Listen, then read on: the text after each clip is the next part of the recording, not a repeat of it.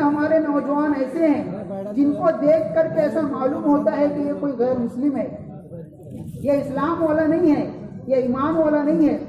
ان کے بال ایسے ہیں جو بال نبی نے نہیں بتائے۔ مشکات شریف کی روایت ہے، صحابی نے روایت کیا کہ نہا رسول اللہ صلی اللہ علیہ وسلم عن القضاء، کہ نبی اکرم صلی اللہ علیہ وسلم نے قضاء سے منع کیا۔ محدثین نے اس کی تشریح کی ہے۔ قضاء کہتے ہیں ایسے طرح اس طرح بال رکھنا کہ بال کچھ چھوٹے ہیں اور کچھ بڑے ہوں اور کچھ ایک دم بے ڈھنگے طریقے سے ہوں۔ اس زمانے میں یہودی اس طرح کا بال رکھتے تھے، چونکہ نبی اکرم صلی اللہ علیہ وسلم نے ارشاد فرمایا خالف الیہود والنصارى والمشرکین، مشرکین کی، یہودیوں کی، نصرانیوں کی مخالفت کرو۔ نبی نے یہ بات کیوں ارشاد فرمائی؟ وہ اللہ کے نافرمان بندے ہیں، اور آدمی اگر نافرمانوں کی نقالی کرے گا تو اس کی زندگی میں نافرمانی آئے گی، اور اگر فرما برداروں کی نقالی کی جائے گی تو زندگی میں اطاعت شعاری آئے گی، فرما برداری آئے گی۔ اسی لیے لباس کے سلسلے میں قرآن کریم نے جو ہم کو تعلیم دی ہے، یا بنی آدم قد انزلنا علیکم لباسا یواری سوآتکم وریشا ولباس التقوی ذلک خیر، کہ متقیوں کا لباس ہی بہتر ہے۔ تو معلوم ہوا اگر ہم نے نافرمانوں کا طور طریقہ اختیار کیا، نافرمانوں کے طریقے پر بال رکھا تو زندگی میں نافرمانی آئے گی۔ ایک نوجوان کو دیکھا کہ بال رکھا ہوا ہے، میں نے کہا یہ بال ایسا کیسا ہے؟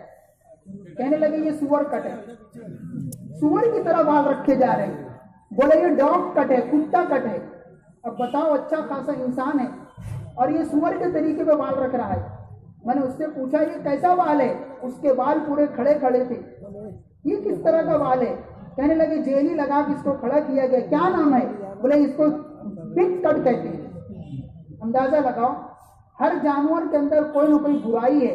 اگر ہم ان جانوروں کی عادات اور طور طریق کو ان کی نقالی کریں گے تو ان کے اندر کی برائی ہمارے اندر آئے گی، ہمارے اندر آئے گی۔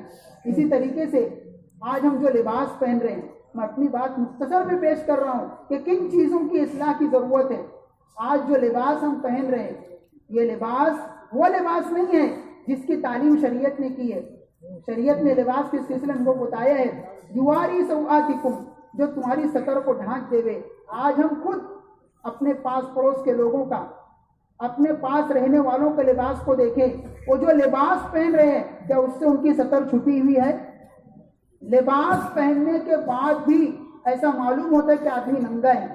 ایسے لباس کی ہمارے شریعت نے اجازت نہیں دی ہے۔ لباس کا دو مقصد ہے، ایک سطر کو چھپانا ہے اور دوسرا مقصد زیب و زینت ہے۔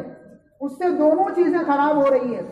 دیکھ لیجئے کسی کی پینٹ ادھر ادھر سے پھٹی ہوئی ہے، میں نے ایک نوجوان کو دیکھا اس کی پینٹیں پھٹی ہوئی ہے۔ میں ساتھیوں سے کہنے لگا بھائی غریب آدمی ہے، لاؤ سب 10-10 روپیہ جمع کرو، اس کو ایک پینٹ دلا دیں۔ کہا مولانا نہیں میرے پاس ہے۔ بولے میں نے کہا ہو سکتا تو غریب آدمی ہے، ہم کو ہماری حیت اور شکل ایسی نہیں بنانی چاہیے کہ دوسروں کو ترس آ جائے۔ امام اعظم ابو حنیفہ رحمۃ اللہ علیہ کے شاگردوں میں ایک شاگرد تھا، وہ لباس کچھ عجیب سا پہن کر آیا۔ جب درس سے فارغ ہو گیا، وہ جانے لگا تو حضرت نے اس کو کچھ ہدیہ دیا۔ کہنے لگا حضرت اللہ تعالیٰ نے مجھ کو بہت دیا ہے، پھر بیٹا تم نے ایسا لباس کیوں پہنا؟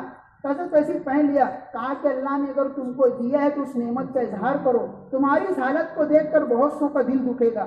ہم اس طرح کا لباس پہن کر کے اپنے آپ کو بربادی کی طرف لے جا رہے ہیں۔ ہم صرف ان لوگوں کی دیکھا دیکھی جن کی معاشرے میں کوئی عزت نہیں ہے، ان کی دیکھا دیکھی اس طرح کا لباس پہن رہے ہیں۔ اس لباس کی ہمارے شریعت نے اجازت نہیں دی ہے۔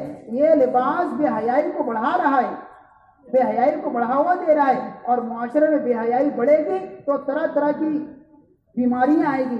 قرآن کریم نے اس کو صاف لفظوں میں کہا ان الذین یحبون ان تشیع الفاحشۃ فی الذین آمنوا لہم عذاب علیم فی الدنیا والآخرہ، کہ جو لوگ بے حیائی کو پھیلانے کو پسند کرتے ہیں ایسے لوگوں کے لیے دنیا میں بھی اور آخرت میں بھی دردناک عذاب ہے۔